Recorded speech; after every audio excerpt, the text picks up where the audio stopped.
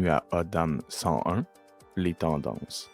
Donc, aujourd'hui, nous verrons les tendances haussières, les tendances baissières, la consolidation, autrement connue sous le nom de Seek and Destroy, ainsi que ce qui les constitue, donc les swings hauts et les swings bas.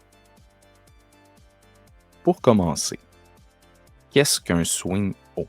Donc, un swing haut, c'est une formation de 3 chandelles. La couleur des chandelles ainsi que leur forme n'a aucune importance. Ce qui est important, c'est la formation des mèches. Dans un swing haut, on va avoir une mèche plus basse sur la gauche, une mèche plus haute au milieu, ainsi qu'une mèche plus basse sur la droite. Les chandelles peuvent être bullish, bearish, doji ou engouffrantes, ça n'a aucune importance. À l'inverse, pour les swings bas, on a un bas plus haut sur la gauche, un bas plus bas au milieu, ainsi qu'un bas plus haut sur la droite. Encore une fois, la couleur ou la forme des chandelles n'a aucune importance.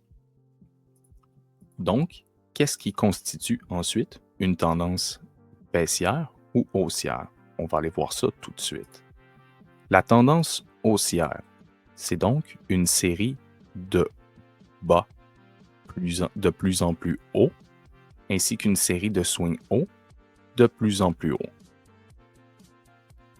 Ici, on voit très bien qu'on a une mèche plus haute, une mèche plus basse, une mèche plus haute. On a donc un swing bas ici. On voit que le prochain swing bas, qui est donc ici, on n'a pas de mèche dans ce cas-ci, une mèche plus basse et une mèche plus haute. Notre autre swing bas est ici. Remarquez comment il va proche, mais ne brise pas notre bas. Ainsi de suite. Les hauts, eux, nos formations, ne se respectent pas. Donc, on va voir nos swings hauts être brisés par nos autres swings hauts. Pour créer une tendance, on a besoin que ce phénomène-là se reproduise 3 fois. Une expression existe dans le milieu qui est la suivante. Une fois, c'est un hasard. 2 fois, une coïncidence. 3 fois, c'est une tendance.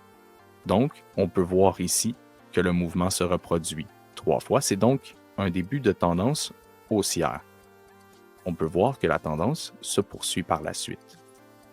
Pour ce qui est des tendances baissières, ça va être l'inverse. Donc, on va avoir nos swings hauts qui vont être de plus en plus bas et qui vont rester intacts dans la majeure partie. Ensuite, on a nos swings bas qui, eux, vont être constamment brisés, ce qui va montrer une faiblesse dans le prix. Une fois que ça s'est reproduit 3 fois, on a donc une tendance baissière. À l'inverse, lorsqu'on n'a aucune tendance, appelée aussi Seek and Destroy, on a un bon exemple ici, on va faire des swings bas et des swings hauts relativement égales. Regardez ici comment ils sont relativement égales. Ici, ils sont relativement égales. Tout ça simplement pour aller les briser, pour créer d'autres bas relativement égales, pour créer d'autres hauts relativement égales, créer du sentiment des deux côtés du marché, donc engager des longs et des shorts, tout ça pour aller violer les deux côtés de la tendance et ne pas avoir de tendance à proprement dit. Voici ce qui résume notre cours Odam 101, les tendances. Bonne étude.